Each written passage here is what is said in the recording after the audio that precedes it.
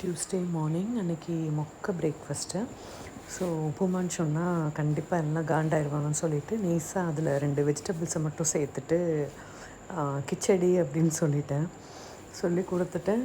அவங்களும் okay adjust பண்ணி சாப்பிட்டுட்டாங்க. அதுக்கப்புறம் ஒரு 11 போல் எல்லாேருக்கும் ஆப்பிள் ஜூஸ் போட்டு கொடுத்துட்டு அதுக்கப்புறம் ரொட்டீன் ஸ்டார்ட் பண்ணிட்டேன். லஞ்சுக்கு வந்துட்டு சாம்பார் அப்புறம் வாழைக்காய் வச்சேன். அபிக்குட்டி வந்து அன்றைக்கி லஞ்ச் கொண்டு போகலை, லேட் ஆகிடுச்சின்னு சொல்லி கிளம்பி போயிட்டான். அதனால் சாம்பார் சாதம் வச்சு தென் வாழைக்காய் ரெண்டும் வச்சு அபிக்கு கொண்டு போய் கொடுத்துட்டு வந்துட்டேன்.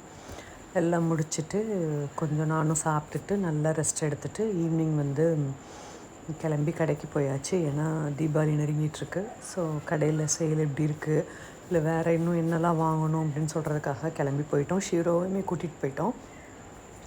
தென் அங்கே போயிட்டு ஒரு ஈவினிங் 6 வரைக்கும் இருந்துட்டு தென் கிளம்பி வந்து நைட்டுக்கு சப்பாத்தி, கொஞ்சம் பன்னீர் மசாலா, தென் தேங்காய் சம்பல் வச்சு சாப்பிட்டு முடிச்சாச்சு. ஷீரோ ரொம்ப டயர்டாகி தூங்கிட்டார். நம்ம சேனல் பிடிச்சிருந்தா சப்ஸ்கிரைப் பண்ணுங்கள்.